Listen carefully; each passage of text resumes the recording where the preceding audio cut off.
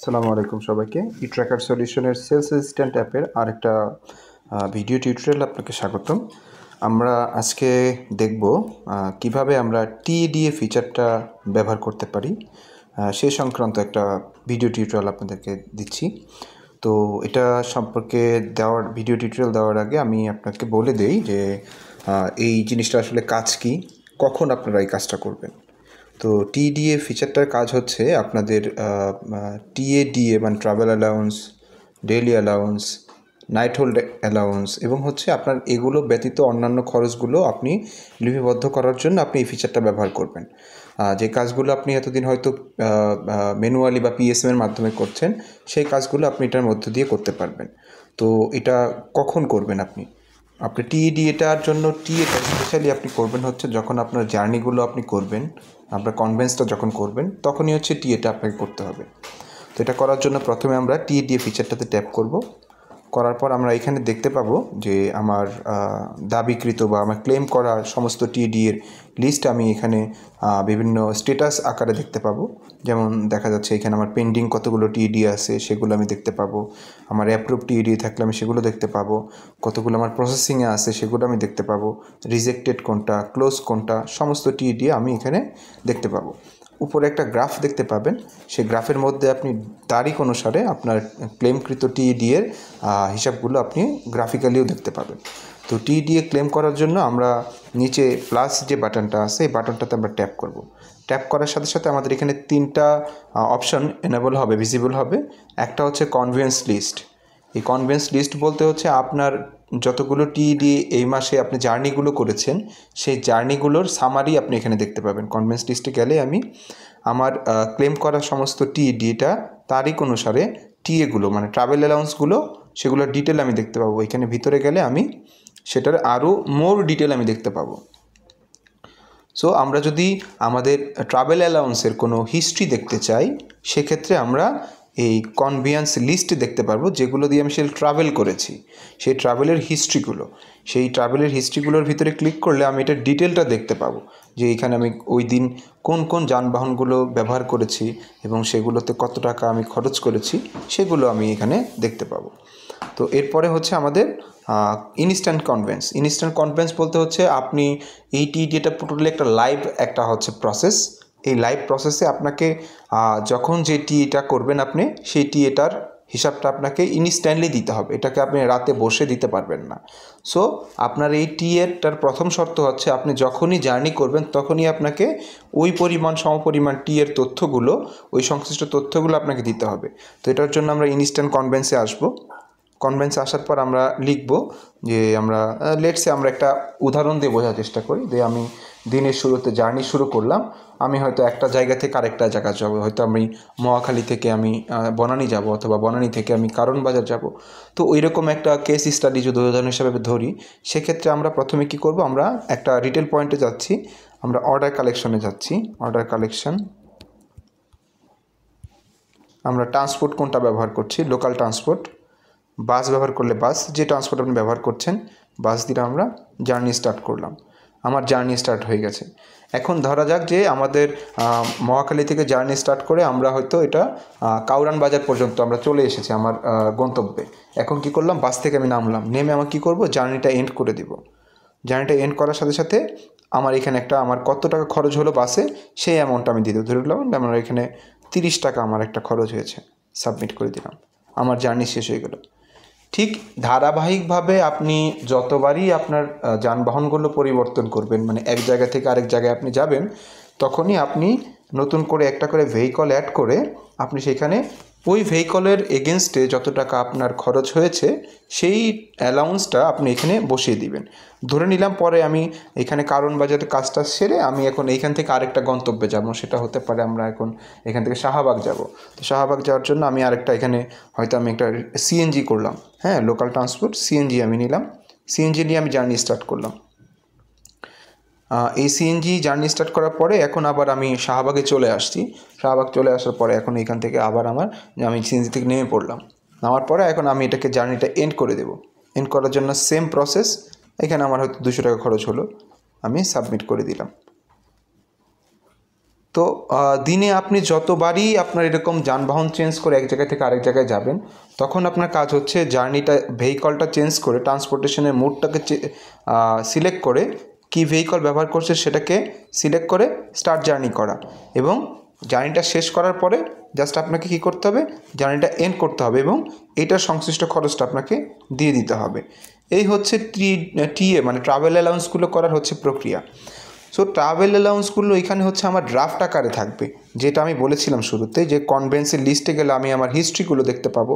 এই যে আমি 7ই আগস্টে তিনটা জার্নি করলাম, 3টা জার্নির লিস্ট কিন্তু আমার আছে এখানে। রিক্সা, তারপর হচ্ছে আমার এখানে সিএনজি, আমার বাস, 3টা কিন্তু আমার এখানে আছে। আমি ম্যাপ বাটনে ক্লিক করলে ম্যাপের মধ্যে আমি দেখতে পারবো যে আমার ডিস্টেন্সটা কীরকম ছিল, সেটা আমি দেখতে পাবো যে সো এই হচ্ছে টিএতে ট্রাভেল অ্যালাউন্সগুলো আপনার হচ্ছে জার্নিগুলো ড্রাফট করার প্রক্রিয়া। এখন আমার টিএগুলো মানে ট্রাভেল অ্যালাউন্সগুলো আমার শুধুমাত্র ড্রাফট আকারে আমার সিস্টেমে, মানে আপনার অ্যাপের মধ্যে এটা রেকর্ডেড আছে। এখন at the end of the day, দিনের শেষে আপনি যখন বাসায় ফিরবেন তখন বা যে কোনো সময় আপনি এটাকে ক্লেম করতে পারেন, কিন্তু আপনার টিএ ট্রাভেল অ্যালাউন্সটা আপনাকে ইনস্ট্যান্টলি করতে হবে। এখন ক্লেম করার জন্য আমরা কি করব, আমরা নিচে ক্লেম টিএ বাটনটাতে আমরা ট্যাপ করব। ট্যাপ করার সাথে সাথে আমরা দেখতে পাবো এখানে আমার কি আছে, একটা ক্লেমের জন্য আমাকে কিছু অপশন দিয়েছে। আমরা যে ডেটের টিএটা ক্লেম করতে চাই, আমি ডেটটা সিলেক্ট করব, 7 তারিখেরটা। এখন আমার অটোমেটিক্যালি কিছু অপশন এখানে বসে গেছে, যে আমার এখানে স্টার্ট লোকেশন কোথায়, এন্ড লোকেশন কোথায়, পারপস, এখানে পারপসটা আমরা সিলেক্ট করে দিচ্ছি।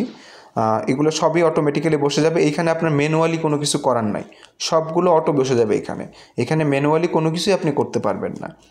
তো এটা করার পরে আমার টিএটা সম্পূর্ণভাবে আমার ওই যে ড্রাফটগুলো করে রেখেছিলাম আমি, কনভেন্সের লিস্ট, সারাদিন যে কনভেন্সটা আমি করলাম, ট্রাভেল করলাম, সেই লিস্টগুলো থেকে তথ্যগুলো স্বয়ংক্রিয়ভাবে এখানে চলে আসবে। এইখান থেকে কোনো তথ্যই আপনি নিজে আপনি এখানে কী করতে পারবেন না, আপডেট করতে পারবেন না। এরপরে কাজ হচ্ছে নেক্সটে চলে যাওয়ার পর হচ্ছে আমাকে এখানে আমার ডিএ অ্যালাউন্সটা, উপরে হেডিংটা দেখবেন, ডিএ অ্যালাউন্সটা আমাকে ক্লেম করতে হবে। তো ডিএ অ্যালাউন্সটা ক্লেম করার জন্য প্রথমে আমরা আসবো স্টেশন টাইপে।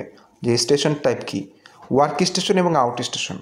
ওয়ার্ক স্টেশনের মানে হচ্ছে যখন আপনি আপনার পোস্টিং লোকেশনে আপনি সারাদিন কাজ করবেন, তখন সেটাকে ওয়ার্ক স্টেশন বলবো।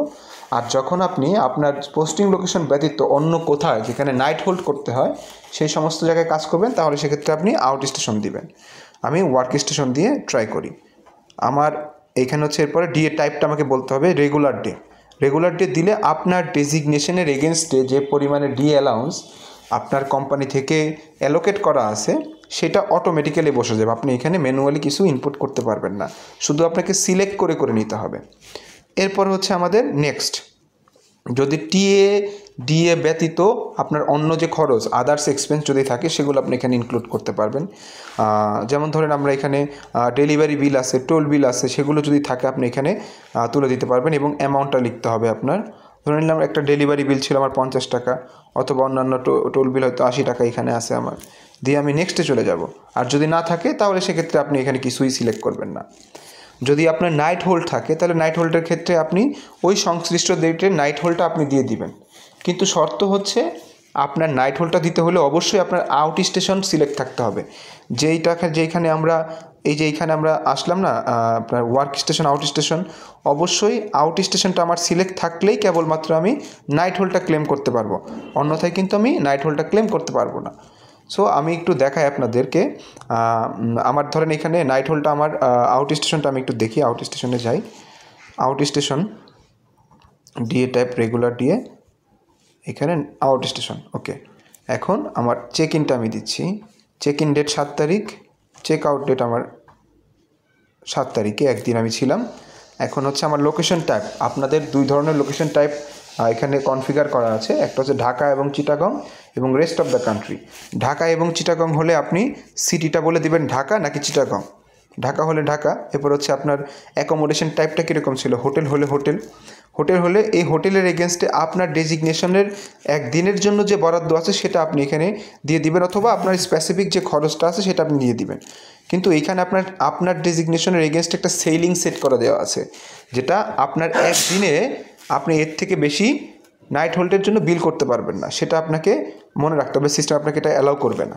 আমি ধরে নিলাম এখানে 900 টাকা দিলাম, কিন্তু আমাকে আমার ডেজিগনেশনের জন্য 800 টাকা বরাদ্দ করা আছে এক নাইটের জন্য, আমি এটা চাইলেও দিতে পারবো না।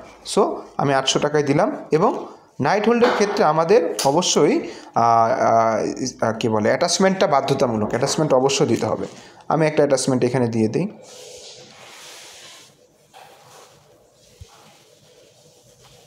দিয়ে আমি এটাকে সাবমিট করে দিই, আমার সাকসেসফুলি অ্যাডেড। সো আমরা জানতে পারলাম এবং বুঝতে পারলাম যে আসলে আমাদের টিএডি এর প্রক্রিয়াটা আসলে কেমন। তো আমি একটু রিক্যাপ করি জিনিসগুলো, যে আমাদের ট্রাভেল অ্যালাউন্সগুলো আমাকে প্রতি সময়ে আমাকে লাইভে করতে হবে, কিন্তু ক্লেম করতে হবে দিনের শেষে একবার। সেই ক্লেমিংটা না করা পর্যন্ত এটা আপনার সুপারভাইজারের কাছে যাবে না। অবশ্যই আপনাকে ক্লেমটা করতে হবে। ক্লেম করতে হলে আমাকে কী করতে হবে? ক্লেম করতে হলে আমার ক্লেম টিএডিতে আসতে হবে, আমাকে তারিখটা সিলেক্ট করতে হবে। তারিখ সিলেক্ট করার পরে অটোমেটিক্যালি তথ্যগুলো বসে যাবে। নেক্সট বাটনে প্রেস করব। এরপরে ডেইলি অ্যালাউন্সটা আমাকে সিলেক্ট করতে হবে, ওয়ার্ক স্টেশন নাকি আউট স্টেশন। ওয়ার্ক স্টেশন হলে ওয়ার্ক স্টেশন, আউট স্টেশন হলে আউট স্টেশন। এরপর নেক্সট বাটন, এরপর হচ্ছে আদার এক্সপেন্স বা টোল বিল, অথবা এরপর হচ্ছে আপনার নাইট হোল্ড এক্সপেন্স, সেটা যদি থাকে আপনি দিবেন, অন্যথায় আপনি সাবমিট দিয়ে পুরো প্রক্রিয়াটা শেষ করবেন। সো এই হচ্ছে আপনার টিএডি এর পুরো প্রসেসটা। আশা করি সবাই বুঝতে পেরেছেন। ধন্যবাদ সবাইকে।